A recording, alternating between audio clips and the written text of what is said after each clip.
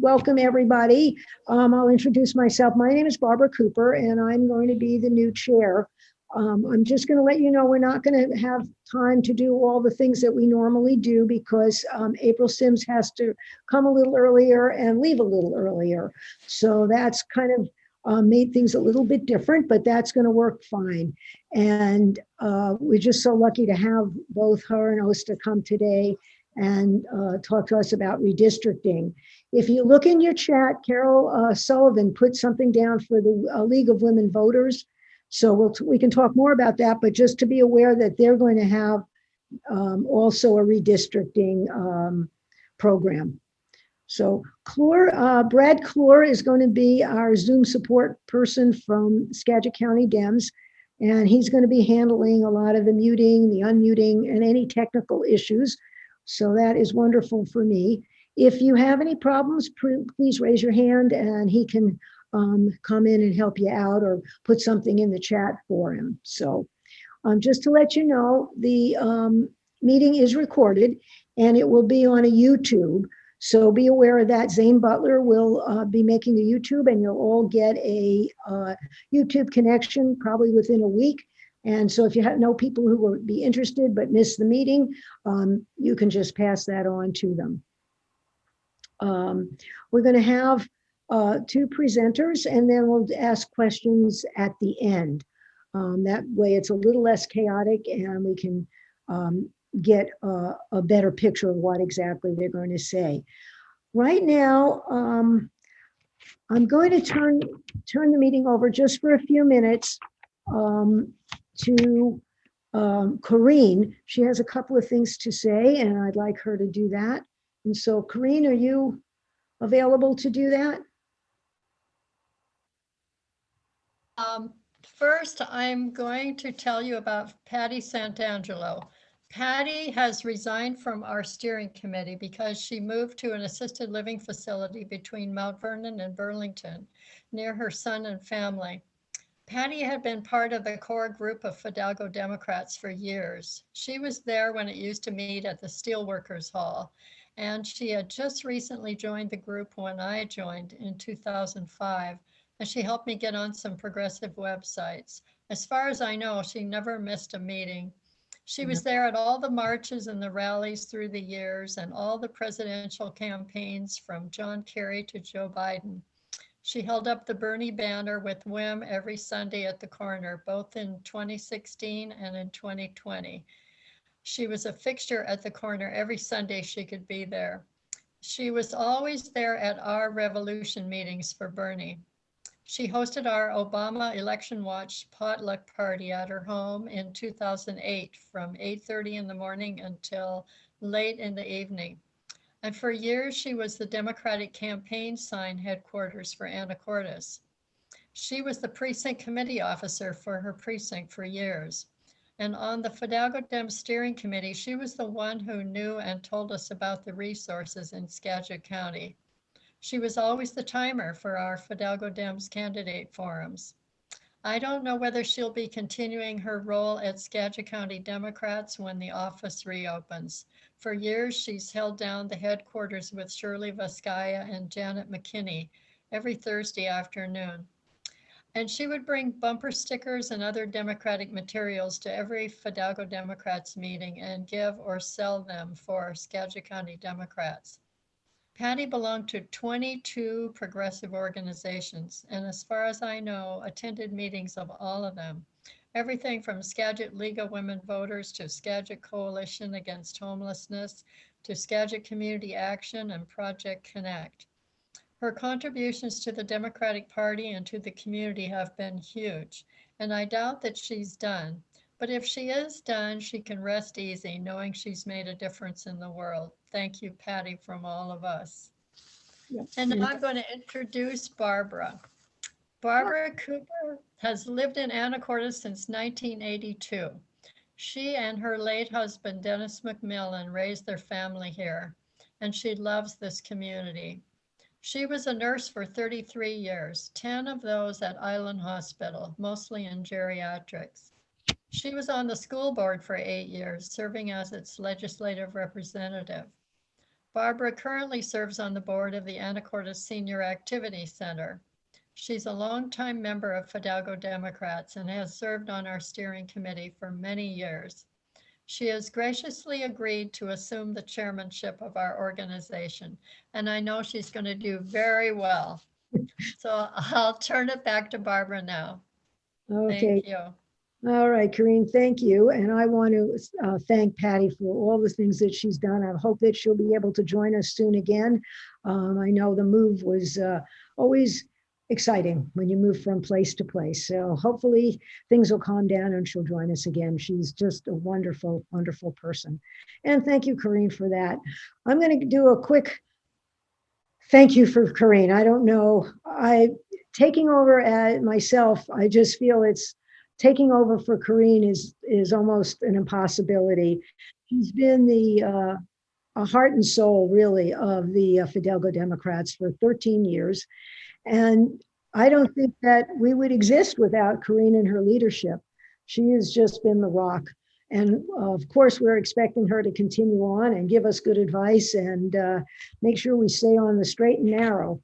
As far as her, I'll talk a little bit about what her history. She's chaired all but two of the monthly meetings since 2008, and all but one or two of the steering committee meetings as well. She's invited most of the speakers, planned the format, introduced them, moderated the discussions, maintained the email list, done the publicity, written the newsletter, and invited the members to the meetings, rallies, July 4th parades, and other special events. So that's almost impossible to follow. We're dividing everything up because nobody else is capable of doing it. And certainly I'm not. Other political work. In the second Obama campaign, Corinne was the team leader for Anacortes, Bow, and the San Juan Islands. She recruited and worked with the telephone bank coordinator, the canvassing captain, and voter registration captains. And she got to help greet President Obama on the tarmac of Boeing Field, along with other team leaders from around the state.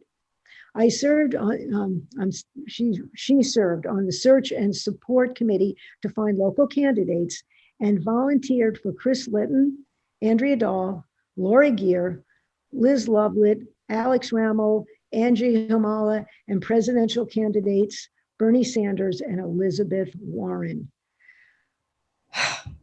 Thank you. It's really, all I can say is a clap and thank you, thank you, thank you, Corinne. And I honestly feel we couldn't have done it without you.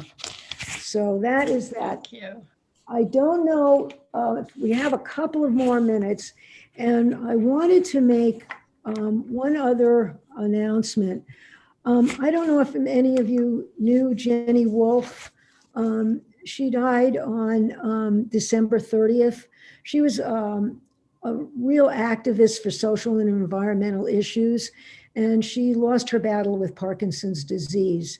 She was one of the 4 women who created Protect Skagit, whose aim was to keep fossil fuels in the ground. Jenny was also instrumental in the creation and often the host of Speak Up, Speak Out, an alternative radio show dedicated to current social issues. A member of the indivisible Skagit support team, she testified at hearings, wrote expert commentary, and participated in state and local actions. She also had a really amazing life. She was born in Minnesota, graduated from the Mayo Medical School. She married Ray Minerly, and with his son, they moved to Nia Bay, where she worked for 4 years in the Indian Health Service, serving the Makah Nation. Later, she moved to Bow with her family and stayed in Skagit County. Among her hobbies and interests were sailing, gardening, playing piano, kayaking, self-boarding, skydiving, and more. She spoke to the Fidalgo Democrats twice, first with Jeff Morris in April 2014, more oil trains coming to the Anacortes refineries, and again in January 2015 for an update on the oil train safety issue with Tom Glade and Carolyn Gastelum. And as you can imagine, her death is a real big loss to the environmental community. And she was always really active, always really positive, and she will really be missed. So we just wanted to have a little tribute to her as well, because she's a really special person. So that being said, I think we have kind of done a lot of that. Are there any elected officials here? I'm not as skilled as Karina is doing that, so if there are, please let me know and raise your hand and we can honor you for doing that. Is anybody seeing anybody? Because we often have people there. Okay. I'm sorry, Barbara, I don't know if you would like to recognize Commissioner St. Clair. She appeared and disappeared again with John Emil's good wife. Okay. Absolutely. Let's, thank you. Okay, sure. If people are being modest. I know that Valit is also the County Commissioner District 1 representative, and Rita Sullivan is the legislative representative for the 40th District. So we've got, if there's anyone else, please let me know, because I may not either recognize you or I may be not organized enough to find you in the participants. So we have 39 folks on. Thank you all for coming. That's really wonderful. And John, I see you are the 10th chair, so thank you. And appreciate that. Thanks for having me. Oh, it's wonderful. We just always love having people from the 10th. You're always invited. All right. Now, Valit is clapping. Do we have, is April Sims on here yet, or has she come on yet? I'm here. Oh, there you are. Hi, April. Thank you so much for taking the time and coming. I was going to read a little biography of you, or unless you prefer to do it yourself, I could just take a minute. Whatever is your preference. Thank you for having me. Oh, well, thank you for coming. We really appreciate it. So, April Sims is the Speaker of the House. Representative Lori Jenkins, who's a Democrat, announced her choice to represent the Democratic caucus on the Washington State Redistricting Commission. The Washington State Labor Council Secretary Treasurer, April Sims, was appointed to the State Redistricting Commission. She will represent the House of Representatives. Congratulations, that's wonderful. And this is a little quick history. Ms. Sims is the Secretary Treasurer of the Washington State Labor Council, AFL-CIO. She is the first woman of color and the first Black person to be elected as a Washington State Labor Council executive officer, and is the second highest ranking labor leader in the state. Her 4-year term started in January 2019. She previously served as the Washington State Labor Council's political and strategic campaign director and is a field mobilization director. She has dedicated her professional life to building power for working people, bringing communities together, and advancing racial and economic justice. She and her family live in Tacoma. So we are really, really honored that you would take the time out of your schedule to come and talk about redistricting. So I'm going to turn it over to you and let you start. Thank you. Great. Well, thank you so much for giving me some time on the agenda. Thank you for that introduction. What my bio won't tell you is one of the things I'm most proud of is that I am also the ranking Scrabble champ in my family, which is a title I have proudly defended since 2015. Yes, I'm April Sims. I use she, her pronouns. I serve in my day job as the Secretary Treasurer of the Washington State Labor Council, AFL-CIO, which is the largest labor organization in Washington State. We represent over 600 locals and affiliates and over 500,000 union workers all across the state of Washington. I want to take a moment first, actually, and just acknowledge that I am joining you all from a Coast Salish land. I am on the traditional and unceded territory of the first people of Tacoma, the Puyallup tribe. And I want to honor with deep respect and gratitude their elders, past and present, for their stewardship of this land and its people. I thank them for the privilege of living and working on their land. Mine is a legacy of stolen people on stolen land, so I raise my voice in the fight for Black liberation and the movement for Black lives. And I would invite you all to take a moment to consider the many legacies of violence, displacement, migration, and settlement that bring us all into this space, and hope that you will consider adopting a land acknowledgement as part of your practice moving forward. Thank you. Thank you. I thought I would just take a couple of minutes tonight to tell you a little bit about myself. And then I'm going to turn this over to Osta Davis, who is really the brains behind the whole operation. And she's going to talk to you a little bit more about the Redistricting Commission and the work in front of us. But, you know, it is a real privilege and an honor to be appointed to the Redistricting Commission. And I've been reflecting a lot lately on, you know, what this means to me and my family and my community.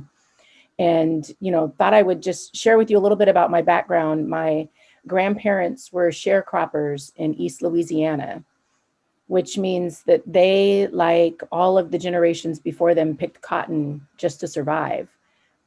And when my grandfather learned that the landowner was shorting some of the families on the crop payout, he got the rest of the farmers all riled up. You know, I like to think of him as a union organizer, because that's what we do in union organizing, is get workers all riled up about how the boss is treating them bad.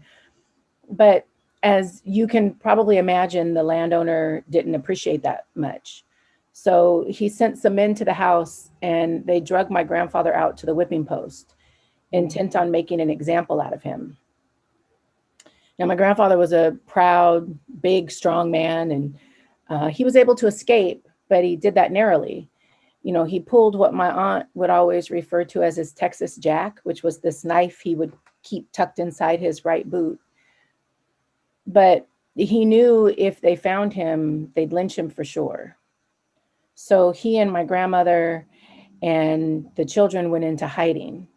And they made their way to northern Louisiana, where my grandmother's family was from. And there, my grandma's family told him that he could stay, but only if he could learn to keep his head down and his mouth shut. And my grandfather knew that he couldn't raise his family with any dignity in the violent and segregated South.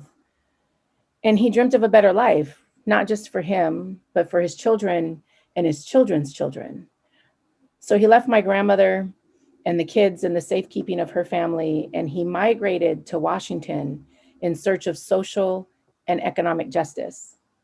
And he came through the Hanford plant, which was one of the few places in the nation that was paying Black workers the same rate they were paying white workers.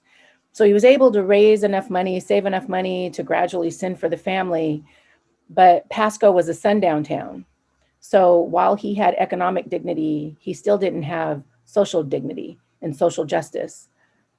So he made his way to Seattle. They eventually bought a house on the Central District, and he was able to live a life of dignity with his head held high. But one of the things that was fundamental and critical to my grandfather was the right to vote. Election day was like a holiday. You know, he would get the neighbors all together. They would get dressed up in their Sunday's best. They would all go vote together, and then they would come back and they would share a meal.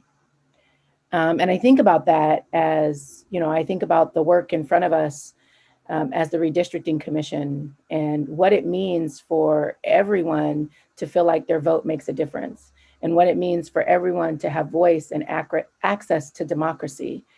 And that is the work that I have the privilege to do, the work that I'm called to do, and the work in front of the Redistricting Commission. So I'm really looking forward to hearing your thoughts and ideas about how we build a process that is inclusive and transparent, that allows everyone to have voice, and that ultimately results in maps that make every voter in Washington state feel like they have a stake in the outcome of the election. Because that's not just part of my grandfather's legacy for me, but that is what is best for democracy. So I really appreciate y'all giving me some time to introduce myself, some time on your agenda to say hi. And I'm going to turn this over to Osta Davis, who will tell you a little bit more about the work of the Redistricting Commission. And I look forward to the next opportunity to engage with you all. Thank you so much for inviting me tonight. Oh, thank you so much for coming. Really appreciate it. And thank you for sharing your story. That's really wonderful. Thank you. And so we will, I'm going to, Scott, am I saying your name correctly? You are. Okay, I looked you up on the internet, so you're famous. You have things on the internet about you. So I'm going to just read a real quick little thing about you, and then please feel free to add what you like. You had what was called a bus fellowship, which helped her get involved with civic, duties and civic engagement. And OSTA was organized for higher minimum wage at SeaTac, and I remember that was a really big deal. That was really, really something, because it really went to other groups as well, other labor groups, when they got their raise. So that was wonderful. You've also served as a legislative assistant in Olympia, and you learned about education policy as a government affairs specialist at K&L Gates. Your current role is the political director of the House Democratic Campaign Committee, and you work for candidates and incumbents to retain and strengthen the Democratic majority in the state legislature, and you live in Tacoma. Thank you. That is wonderful. Thank you, Barbara. And yeah, so all true, except that now my current job is different than what was listed there. Now I'm working, for Commissioner Sims as a state employee with the House Democratic Caucus in Olympia in the legislature. So I work with April in terms of, a wide variety of tasks in terms of, developing maps and proposals and just providing her staff support. So excited to be on this ride that's redistricting. Yeah. I do have a presentation. Let me see if I can share my screen. I don't think I have permission to share my screen, so I don't. Okay. Let's see. Oh, now it's here. So that was a quick remedy. Yeah. Well, Brad is our host and knows how to do all this. So thank you, Brad. 1 second. Let me. Okay, can everyone see the screen currently? I can. Yep, we got it. Thanks. Okay, I'm just gonna let my dog in because she had to go out, and then I'll be right back. 1 second. Well, some of us can relate to that more than others.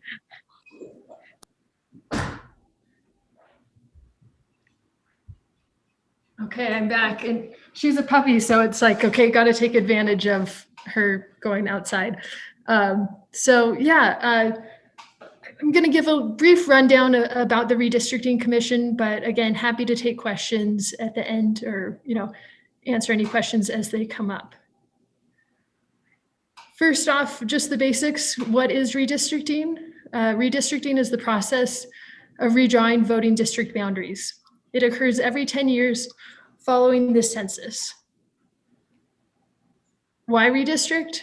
I think, as April mentioned, it can have a profound ability to shape how our communities have a voice in Olympia and really determine our free and equal elections. Some of the guiding principles include, I'd say most fundamentally, the idea of one person and one vote. That is really a bedrock principle that we fall back on, as well as Section 2 of the Voting Rights Act. And that's providing minority communities the ability to elect their candidate of choice. So Washington State adopted a commission model in 1983. The majority of redistricting in majority of states happens through the state legislature, although increasingly states are moving towards a commission model. Every time it's been on the ballot across the state, voters have pretty uniformly decided that they want this job to be done independent of the legislature, really in an aim to really curb any partisan gerrymandering. So the Washington Commission consists of 4 members, each appointed by the respective leaders from the 2 largest parties in each of the legislative chambers.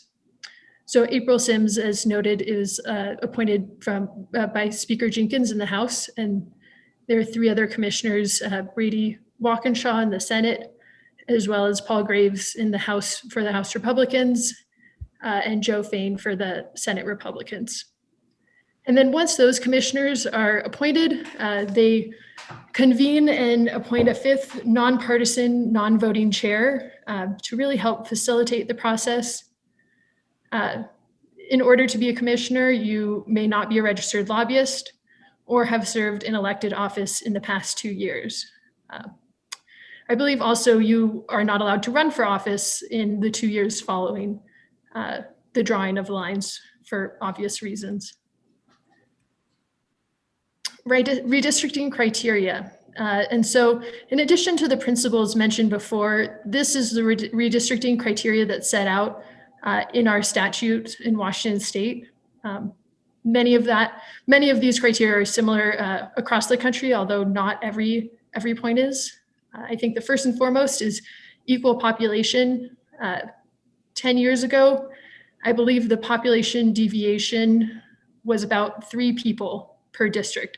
So that's one that people take very seriously and try to, as much as possible, make it absolutely, the districts absolutely equal. Another criteria is that the districts must be compact, convenient, and contiguous, that they reduce the dividing of county and municipal boundaries, and they do not favor or discriminate against any incumbent, candidate, or political party. They also must encourage electoral competition and preserve communities of interest. It's worth noting that none of these priorities are ranked in the statute. So much of the work of the commission is really determining how they will balance these priorities, because they often come in conflict and there's often a tension between the priorities. For instance, municipal boundaries are oftentimes not compact, or communities of interest, alternatively, oftentimes don't fall neatly within a municipal boundary.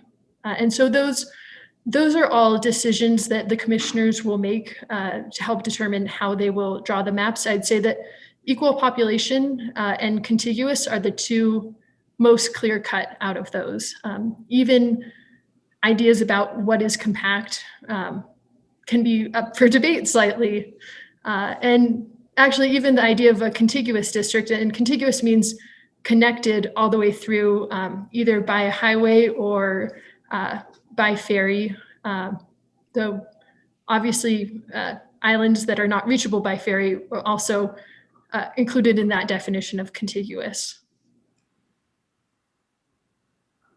And then here are some maps that the Secretary of State developed. These are very much just rough maps, I think really good visual representations to help understand how some of the tensions that will come up in redistricting and how the uneven population growth has occurred. What these maps do is they look at the 2010 census information and then compare that with their estimates for the Office of Financial Management's estimates for the 2018 population, and see how the districts have grown relative to one another. I think one of the interesting things for the Balancing Act, and you'll see this more in other slides, is that geographically there are a lot of challenges in terms of, oftentimes, Eastern Washington districts may have to expand. and King County districts will have to shrink in. And so obviously there's the cascades that run through the state, and that will provide a challenge in terms of figuring out relative to one another how that equalization will occur amongst the districts. The next slide is just a zoomed in version of that same map. Again, the 36th and 43rd districts really top the charts in terms of population growth. 10 years ago, Amazon was a presence, but not nearly the presence as it is today. And much of King County has experienced that growth, as has Clark County. Alternatively, it's interesting, Spokane has not experienced that growth, or, is the dark green's not necessarily a decline in population, but a decline in relative growth rates. This next map shows the exact same data, but broken out in congressional districts. And this is, I think, where you will see a little bit more of the challenges in terms of what the districts will look like in terms of the geography and how many districts have to cross the Cascades.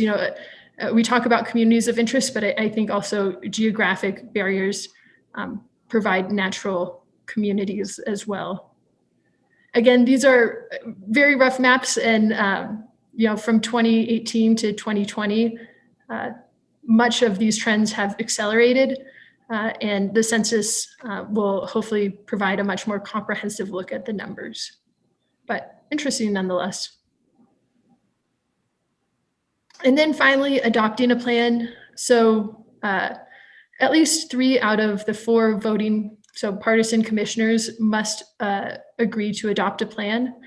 So bipartisan buy-in is required. With all of the past commissions, the adoption of a plan has been unanimous, although in many cases it has come right at the midnight hour. They don't come to an agreement oftentimes until there is that really hard deadline. And for us this year, the deadline is November 15th of 2021, and that's set out in the Constitution. So it's a pretty hard deadline. It will be interesting to see, with the delays in the census, what that will mean for us on a practical matter. I don't want to speculate too much until we have a firm idea of when we're getting the data, but that's certainly been significantly delayed from what it was 10 years ago. And so that timeline could potentially be pretty tight. After the plan is adopted by the commission, the legislature has the opportunity to amend the plan by no more than 2% of any of the population of any district. And to amend the plan will require a 2/3 vote of the legislature. So the legislature very much cannot make any substantive changes to the final plan. I think 10 years ago, there was an amendment, and it was to correct some very technical mapping errors that they found after the fact.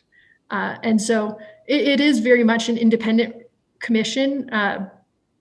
Although I'll note, it's not a nonpartisan commission. It is a partisan process, but is done in good faith. In terms of public engagement, I know I've heard from all of the commissioners that this is something that they will certainly prioritize. Right now, we're in the process of just setting up the agency. So currently, there are no commission staff. Unfortunately, so much of the real public outreach, website development, and communications will come once we bring staff on board, which hopefully will be shortly. But keep a lookout for the spring. We'll have certainly updated information and better ways to plug in. In the meantime, we have set up an email comment@redistricting.wa.gov, and that email goes to all of the commissioners. So both the partisan and nonpartisan chairs should see those emails, and a good opportunity to provide comment to them directly. And then once scheduled, I'd really encourage folks to attend a public forum and provide testimony. It can be about what defines your community and what elements you think should be kept whole in a single district, or they could be more broadly about the criteria and how you would like the commissioners to prioritize that criteria and certain elements that you'd want them to take into consideration. And then lastly, I think this is a great tool, but I'd really encourage folks, if they have the time and energy, to try drawing their own maps. It's, in many ways also just an intellectual challenge to try to rebalance these districts. And there are a number of really phenomenal free platforms. There's one called Dave's Redistricting app. Dave is actually a Washingtonian, I think a former Microsoft guy who has developed this free platform that you can, play around and move the districts. And so that's something I've used just to play around and see those challenges and where that tensions occur between, trying to not split up county lines or, cross over the Cascades too much, or, balance that criteria for yourself is definitely something that's fun to play around with. And I'd encourage you to check out. And I think that was one comment from last year was that oftentimes I think knowledge about a certain community is really helpful, but it's really important to understand that you can't really change one element of a map without having effects for the rest of the state. And so it's really good to provide, that in-depth community knowledge of a certain locale. But if you can come in and also provide a larger vision of what a certain, map or what your ideal for Northwest Washington would look like, how that would impact the rest of the state, that's especially helpful. So encourage people to check that out and think in a local, but then also a statewide view simultaneously. And then that actually is the end of my presentation, but happy to take questions as they come.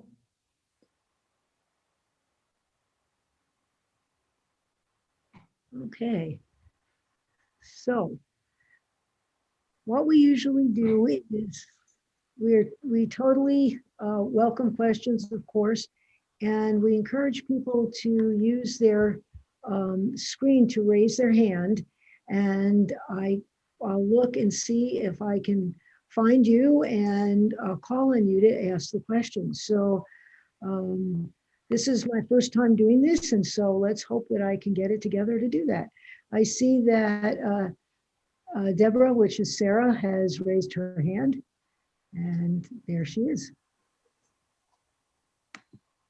Sarah, you need to unmute yourself. Okay, great. Yes, my question is about what do we know about the timeline of the of census information availability? Yeah, so the latest that I heard about a week and a half ago from the census was that our data, and so this is different than the apportionment data. The reapportionment data is the numbers that folks use to determine congressional seats. So in Washington, we have 10 congressional seats, and that will hold steady. But for our really census block data that we use for redistricting, we've heard that it will not come before July 30th. So I don't know how far after July 30th, but I've heard that it's not before July 30th. And so that's definitely many months delayed from 10 years ago. Thank you. And I would say that it is, we do want the census, we're required to draw based on census data, and we do want that in a timely fashion, but we also want the census to be accurate. And so there is a trade-off there. And I think that is equally, if not more important priorities to make sure that the numbers are as accurate as possible. Okay, I see that Maggie, you raised your hand if you would like to. This is a historical question. Do you know of of any instances when there has been a problem, say in our state, say gerrymandering? Has that ever been an issue in Washington state? Yeah, that actually, great question. And yes, it has been a very significant issue in the past. Someone before mentioned the League of Women Voters presentation. The woman who leads it, her name's Allison McCaffrey. Her grandmother actually used to work in the legislature and wrote a really wonderful book about redistricting in Washington state that I'd encourage folks to check out. Or I found informative. Before redistricting was or gerrymandering was a problem, but I think the greater problem was that people had put off redistricting in general. And so what that meant is that the districts east of the Cascades were relatively, many more people were in those districts than the ones east of the Cascades, if that makes sense. So Seattle grew, but the districts weren't readjusted or rebalanced. And so it created huge disparities in terms of Eastern Washington relatively having a larger seat at the table, so to speak. And actually the League of Women Voters brought an initiative to the ballot to fix this, and it passed, but then the legislature rejected it. And they worked to draw maps, and those were found unconstitutional, and then they agreed to a commission process. That the drama of drawing the maps and the back and forth with the courts and continually finding those maps problematic was not worth the headache, and that a bipartisan commission would be a better path forward. And so, yeah, the politics of the possible. It's a great book. I mean, I really enjoyed it, and it really does lay out the history of redistricting. The woman who wrote the book, she was motivated to run for the legislature because of education funding, and she saw the direct tie of underfunded schools, public schools in Seattle, because there wasn't adequate representation in Olympia getting dollars to Seattle schools. And so, as April alluded to, gerrymandering is not a problem just in a vacuum. It really affects the policies downstream. Thank you. Okay. Aruna Buta, I hope I'm pronouncing your name correct. Is Aruna Bhuta. Thank you. I wanted to know, how do you ensure there is no partisan gerrymandering in Washington state? Yeah, that's a great question. And I'd say none of those criteria necessarily have easy answers. The US Supreme Court has not been proactive when it comes to partisan gerrymandering. And so many people believe that the US Supreme Court has really, in a way, opened the door to that. There were instances in Wisconsin that seem very clearly to be partisan gerrymandering, but the court decided that it didn't necessarily want to get into the business of creating a formula to determine, is this partisan gerrymandering or not? That being said, there are a number of formulas that people have created, and one of those formulas is referred to as the efficiency gap. And so it's really looking at how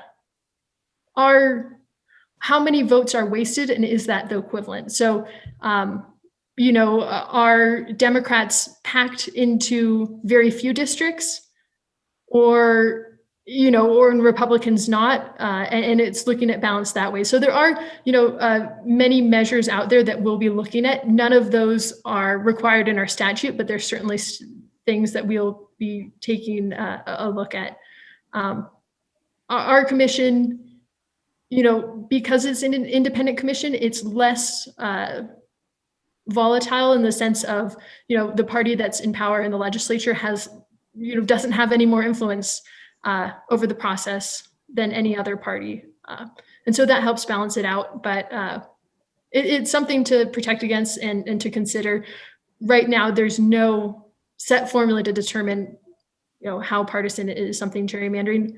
But I'd say certainly, I think, again, this is not set out anywhere, but I think there's a general understanding of proportionality. And so people like the idea of, if we vote 56%, I haven't done the math statewide for Democrats, that should be reflective in the legislature. And so certainly in the past, 4 years ago, the Democrats didn't have a majority in the Senate and had a 50-person majority in the House.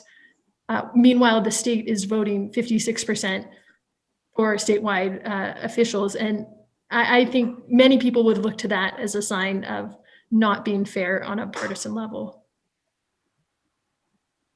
Okay, I have Karen Crowley. Thank you. It's good to have you here, Osta. My question is, as you begin to build your plan, as you and Commissioner Sims and the other commissioners build your plan for accepting input, how will you guarantee that that underrepresented communities have a voice? What kind of encouragement will you bring to allow, say, translation services, and just to and to bring those voices into the conversation? Is that part of your planning, and can you comment on that? Absolutely. That's a great question. And I'm not necessarily the staff that would execute it. So I'm not, I can't speak to the specifics. I know that translation and interpretation or interpretive services were available before. But I do think your very question really was guiding the commissioners as they chose their fifth nonpartisan chair commissioner. And that commissioner is Sarah Augustine. She lives in White Swan in Eastern Washington, and she runs a dispute resolution center in Yakima, and is very well versed in community dialogue. Herself, as an Indigenous woman, very passionate about bringing more voices to the table and engaging in authentic ways. I do think 10 years ago, most of the summer was spent traveling around the state in a COVID environment. That's going to look a lot different. And so even access to a virtual meeting is a barrier for many folks, and something we'll have to consider going forward. So I know that this is something that all of the commissioners, but specifically the chair, who really is helping shape our public outreach and engagement, are thinking about on a daily basis. But again, if you have any suggestions, please let us know, because it's a challenge out there with COVID for certainly. Yeah, it'll mean a great deal of partnerships and considering libraries and access points, and certainly making translation services available. So we just want to plant that seed and make sure you're thinking about that. Yeah, thank you. Thank you. I see over here, Donna Marie Ibsen are raising their hands. You have to unmute yourself. You're muted. I think I'm unmuted now. Okay, thank you. What are the communities of interest? And I have other questions also. Oh, that's a great question. And that's one that's actually incredibly broad. Communities of interest is how it's written, but in public testimony, people really have built a case that they belong to a certain community of interest. So some people might say, I'm part of an agricultural community, and that really should define the character of our district. And so that agricultural community is a community of interest. Or, so it could be employment, it could be, it could be Boeing, employees and a Boeing facility. People might think that employment provides a community of interest. I think it's up for the commissioners to weigh how they will view that, but public testimony can certainly sway what is viewed as a community of interest. One example that was provided was when California did that process and asked about communities of interest. In LA County, there were apparently a group of horse owners were a community of interest, because zoning for owning horses was only allowed in certain areas of the county, and they really showed up and made the case that they were a community of interest and should be kept in a district. So that is one area to get creative. yeah, I think the sky's the limit. It also requires building a case and coming with a community. Maybe another example in New York was, this community is defined by the local co-op, and the range that their co-op delivered was probably good enough of a community of interest and defining character of the neighborhood as anything else. And so it is quite a broad category. So another question is, the agency, when does it come into being? Because I assume between the decade, it goes away at some point. That's a great question. It is the oddest sort of agency in that it exists every 10 years. I think it technically exists, but nothing's happening. There's no staff, but then we have to restart it every 10 years. It technically is going now that the commissioners are appointed. It certainly, from a staff perspective, it's a little bit of an awkward transition. Our first two meetings occurred without having commission staff support, and so thankfully, other members of who had experience, other staff really stepped in and helped coordinate that. But I don't want to speak out of turn, but my understanding is that at the next meeting, they'll discuss a job posting for the executive director. And so that I would think would happen within the next week or so. And that would be the first hire. And then they will bring on additional staff from there. So is the agency only there probably for another couple of years? Yeah, so it restarts at the start of this year. And then it will go through the legislative session of next year, in case the legislature has any amendments. They will see through that process and likely any court challenges. I think that it took, until the spring of 2012 to really get the maps distributed and all of the loose ends tied up. So I would expect that the commission would exist until 2020, maybe spring of 2022. That being said, November 15th is our hard deadline for the map submission. But even after it's submitted, I do think there's going to be some work getting it really across the finish line from there. One last question, and that's about dreaming about this map. And I know it's balancing population, but what's the number we're dividing by? Is it the 10 congressional districts, or what is it? Yeah, that's a great question. Again, it's interesting. So congressional districts, the number of congressional districts depends on our population. So that can sway one way or another. This time it's 10, and that seat, was gained 10 years ago. So before it was 9. And so that, we'll divide the state into 10 equal districts. But unlike the congressional level, on the legislative level, there are 49 districts, and that number is set. So we aren't going to add or remove any districts. It's 49, and each district has 1 senator and 2 state representatives.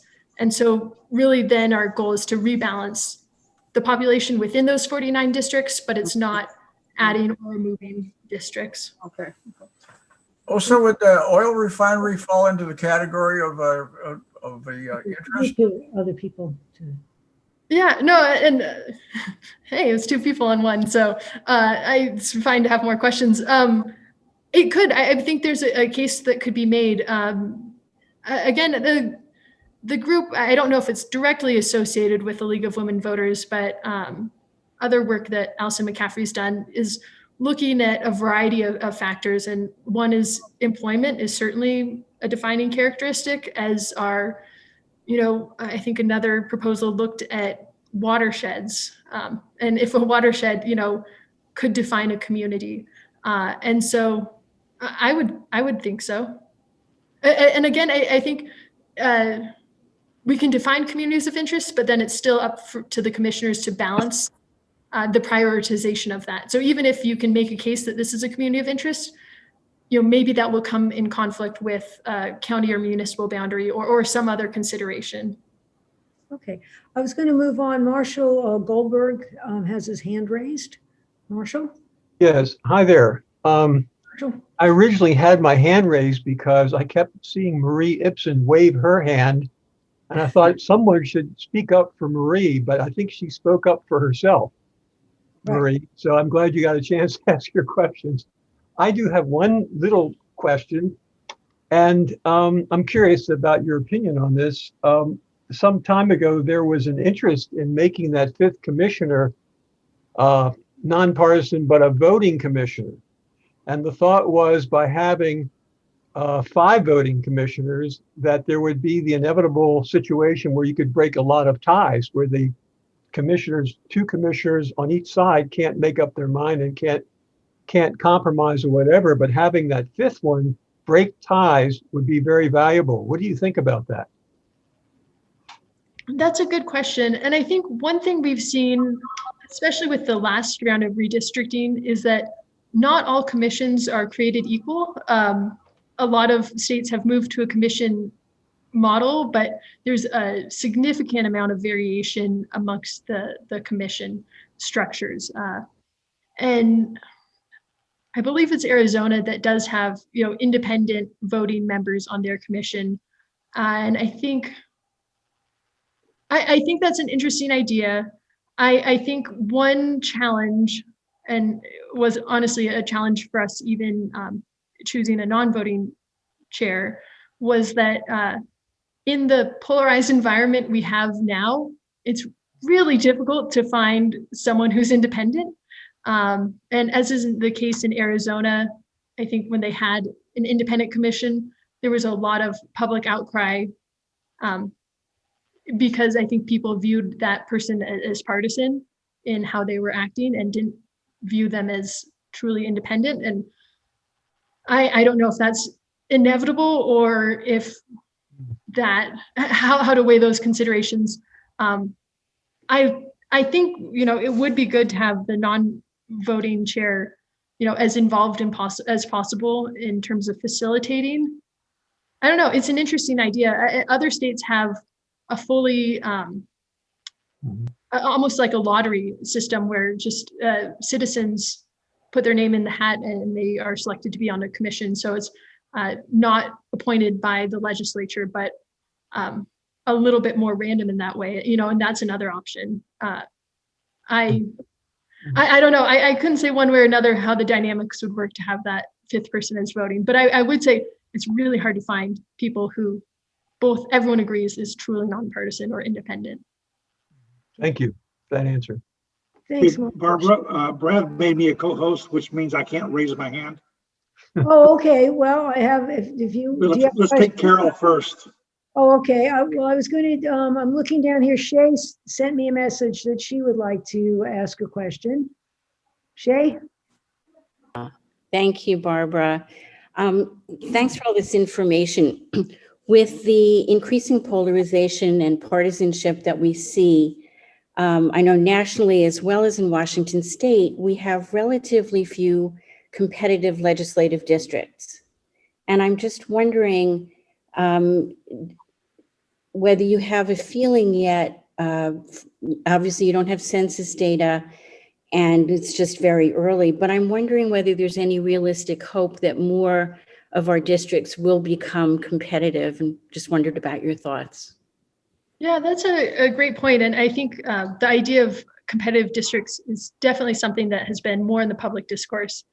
I think Obama made a comment about how more competitive districts could solve a lot of problems in government.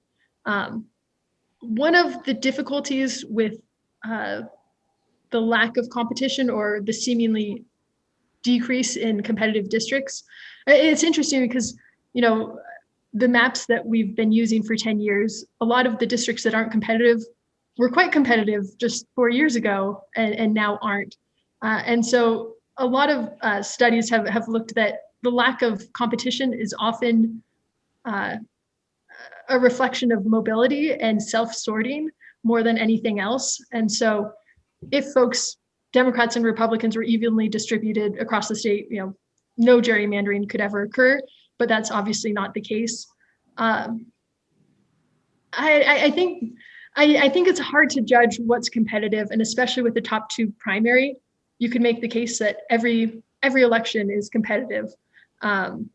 That's one of the priorities that will certainly be under consideration. It is interesting to think, though, do you gerrymander for competitiveness? And how would that break up communities or natural boundaries? Obviously it's impossible for a Republican to get elected in Seattle, but would competitiveness come at the sacrifice of compactness or crossing county lines? And my sense that it might, but I also think that the commissioners really do want to look at that more deeply. Yeah. Okay. Thank you. John, you said you'd like to ask a question. And Yeah, I would. Thank you, Barbara. So I've talked to a number of, well, not a number, I've talked to a few consultants, and they all tell me that if the four commissioners, if we don't get 3 out of the 4 that agree on a line, or if the map is questioned, then it goes to the court, and nobody wants it to go to the court. Why don't people want it to go to the court? Yeah, that's a great question. And I should have added that. So I believe the court would draw if there isn't a map, the court has until April 30th of 2022 to create a map. It's interesting. I think that's an interesting question, given that we'll have a delay in census data. So again, I don't want to speculate on how that could happen, but I think there are many factors to consider. I mean, part of it is that the commission is really set up to be the gathering point for so much public input and data, and do the work and dedicate an entire year to this process, that there's a lot of pride in the idea that our commission can work together and get this done and spend a significant amount of time working on this. I also think that there's a lot of insight and decisions that aren't even political that come from a deep knowledge of the districts that the commissioners can bring to the table by really studying that. But I don't know, it's a good question. I mean, this is oftentimes Supreme Courts themselves have what is perceived as either an ideologically partisan bent.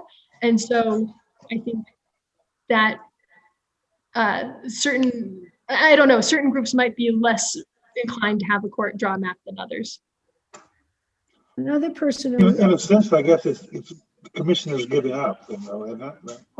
Well, I mean, I don't think anyone wants us to be the first commission in the history of the state to fail to reach an agreement. So we don't want that for sure.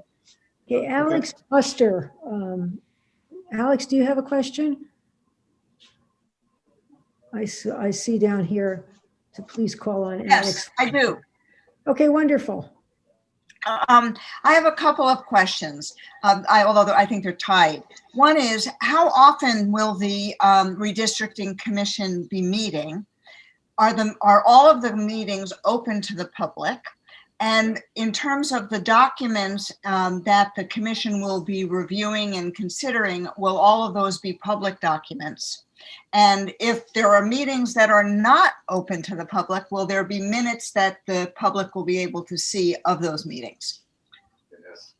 That's a great question. Yes, all of the meetings of the commission are open and public meetings, and they will all be broadcast on TVW. And I believe they also stream them on YouTube as well. The documents are absolutely public record. It's really any commission related business is open to the Public Records Act, as well as it's an issue for the state, but also federally. When we're dealing with the Voting Rights Act, there's a very high level of transparency involved. In terms of, again, getting things, our website, I don't know who honestly can edit the website. It's not me. And so I don't know the practical steps to get everything on the website today. But once staff are in place, they certainly will be on the website.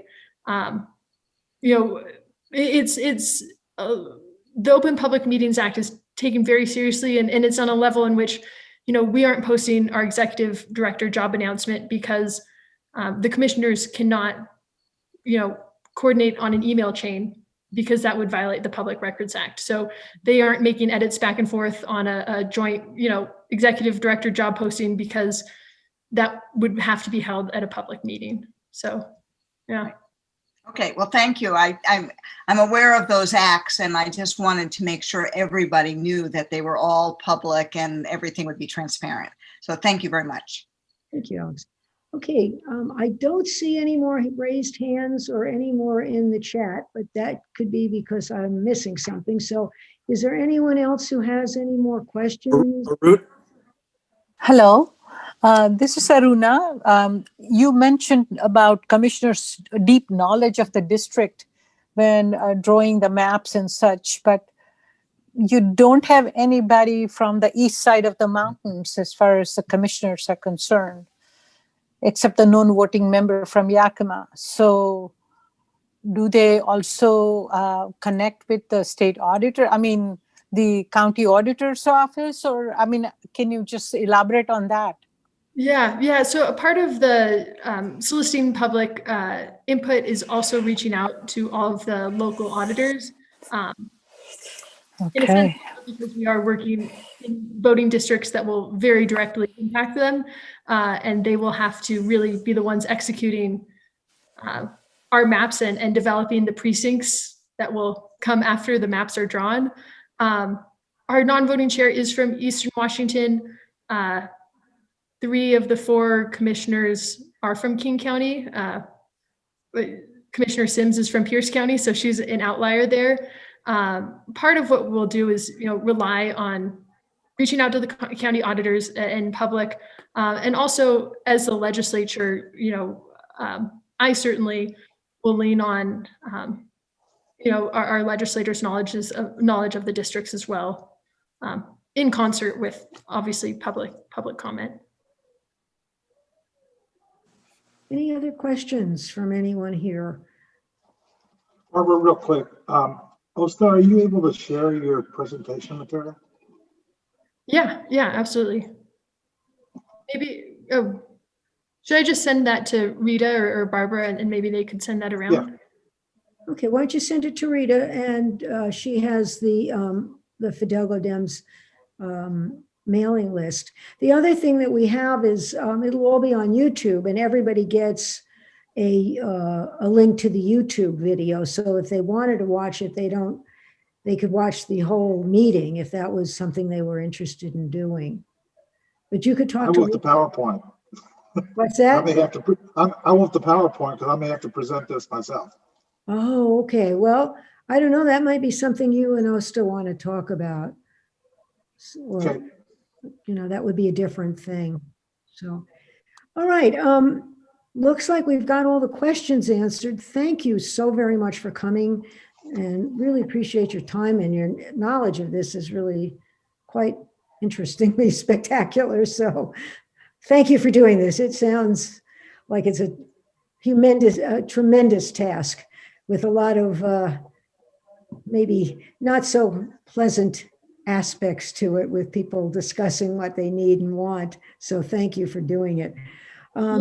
Well, and I'll just say thank you so much for having me. This, you're the Fidalgo Dems. This is the inaugural group that we, the first group we've reached out to. So it was good to do a test run with a friendly audience with great questions. So thank you. Good.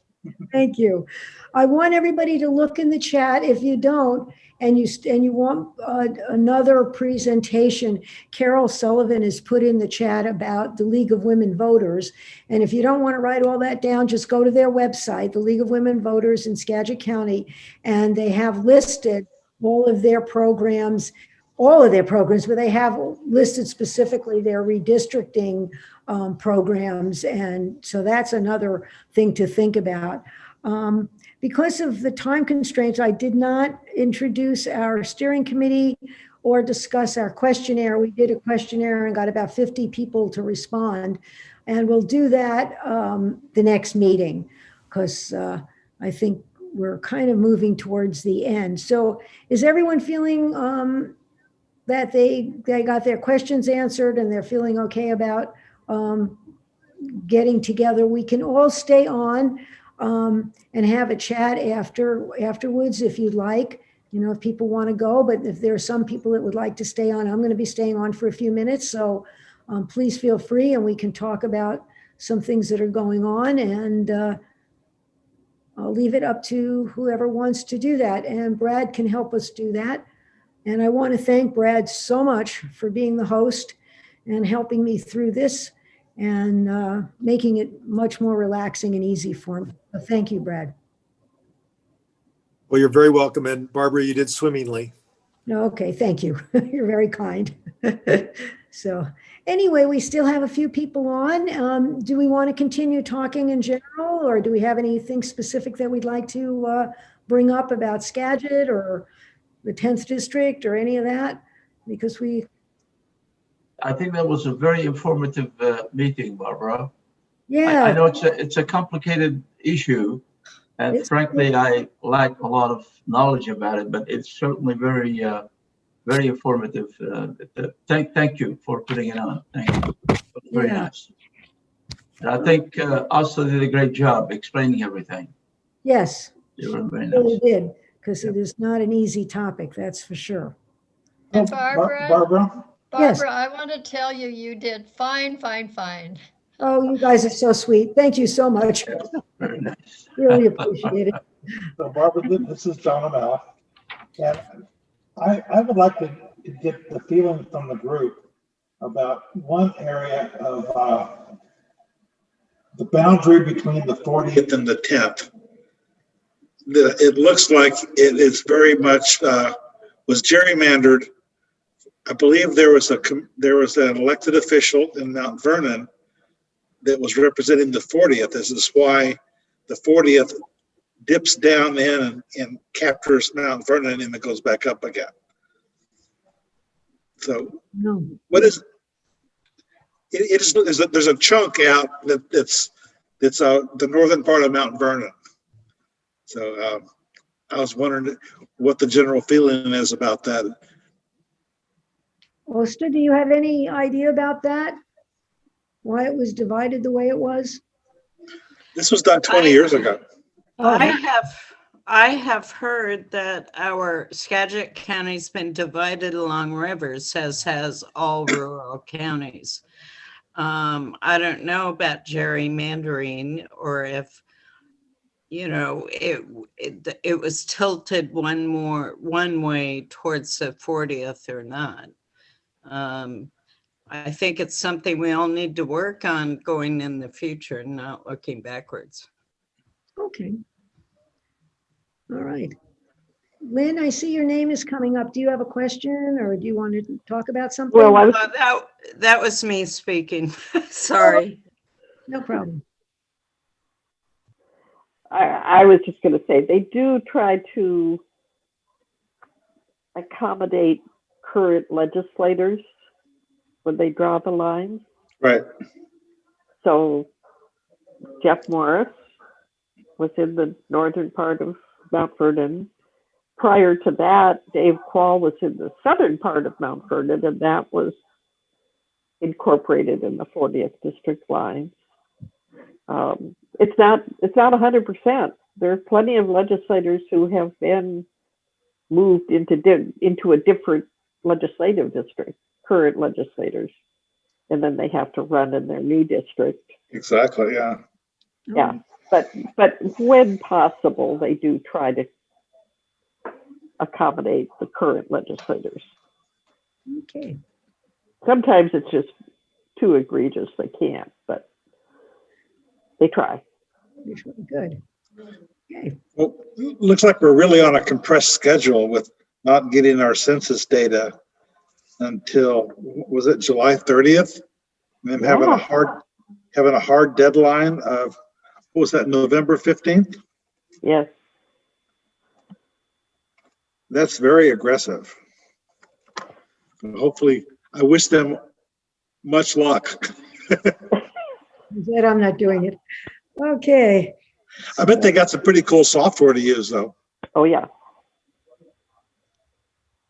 Yeah, they definitely do. And I would say, the public comment and a lot of the groundwork can start before we get the actual census data, and we can look at, recent projections as a starting point.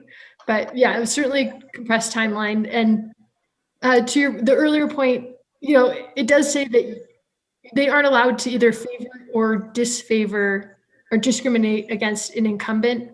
But I think commissioners, at least this time, really have, or at least Commissioner Sims, really want these maps to work in the long term. I think oftentimes, drawing a map around an incumbent can often be a short-term solution. They aren't necessarily going to be in office forever. And so really looking broader than just an incumbent address, I think is a priority. Because the map lasts for 10 years. Long time. Okay, it looks like we're coming towards the end. Does anyone else have anything they want to share with us? Hi, Shay, looks like you're raising your hand. And I am. Can you hear me? Yeah. Okay. Yeah, I just wanted to bring up another part of the 10th LD, and that's the portion of Fidalgo Island, that we border on the 40th. It's not separated by a river or anything else. I didn't live here 10 years ago, so I don't know if there's any history, but I suspect it had more to do with equalizing population. I mean, to me, the 40th is so helter-skelter, and the 10th is an amalgam of islands. And then whether we got added on because we tend to favor more in one direction. I mean, I can see them trying to take some Democratic votes away from the 40th, where they'd be diluted in the 10th, which is more heavily Republican. I don't know what the history was, but also that division to me makes absolutely no sense. I think for all of us, and Valit chime in, for all of us who live on Fidalgo Island, albeit outside of Anacortes, we are much more Anacortes centric than we are Whidbey centric or Oak Harbor centric. And since this is where I live, I'd really love to see that change. Anybody know any history? No. Noted. I will just say, no, it's a good note. I think the 10th is interesting, almost specifically because of the contiguous requirement. And so making sure that the district, that you can drive all the way around the district is a requirement. So it makes it kind of funky, and in the same sense that, like Camino Island, we have to get a chunk of Snohomish to get, around. Yeah. And it doesn't, it doesn't make sense, because of course, Camino Island, like county-wise, we want to keep it whole and in the 10th, but then it creates an interesting problem for contiguity, which I think is probably the biggest challenge in the 10th, although there might have been other considerations. Well, I think if you're talking about keeping communities together, Camino has little to do with Fidalgo, which has maybe a little more, but not so much to do with Whidbey. It's yeah. But then again, Camino and Stanwood are one community, so that crosses county lines. See, there's no easy. There's not. Unfortunately. Right. We're seeing how complicated it is just in this little group of what we would like to see. So just be grateful we're not having to do it. We can just complain. Right. So for those of us that live on Camino, which I do, in order for me to drive to the county seat in Coopville, I drive through Snohomish County, then Skagit County, and then back into Island County across the Deception Pass Bridge and south to get to Coopville. And it's an hour and a half. Not handy. County seat. That is not handy. Well, but Barbara, just so you know, Shay is essentially my neighbor now. I can hear poor Don, her husband, scream and yell when she kicks him occasionally. So I'm so relieved that she's my neighbor. And of course, with her being a former legislator, knowing all of the details, all of this, I feel very protected these days. I always go to her for consultation, what should we do? So I appreciate her voicing the concerns she has. Anyway, thanks for this very fine presentation. I think Asta did a great job. Thank you. Yeah. And thank you for staying on a little longer and answering more questions. You can see people are very interested in this issue because it's a huge issue in terms of who's controlling the legislature in the future. So it's not anything that's not a big deal. So, all right, if nobody has anything else, we will be meeting again in March. Topic to be determined. We have not decided yet. We have a program committee and a steering committee, and we'll hopefully pick something that we can get some wonderful speakers again and have something that's interesting to people. So Nice job, Barbara. Thank you so Good job. much. well, Good thank job. you. Really Thank appreciate you all it. very much. And thank you so much, Asta. Thank you so much for coming and doing this. Really, really appreciate it. Okay. Great program. All right. Thank you. And thank you all for your support and great questions. Really good questions and good presentation.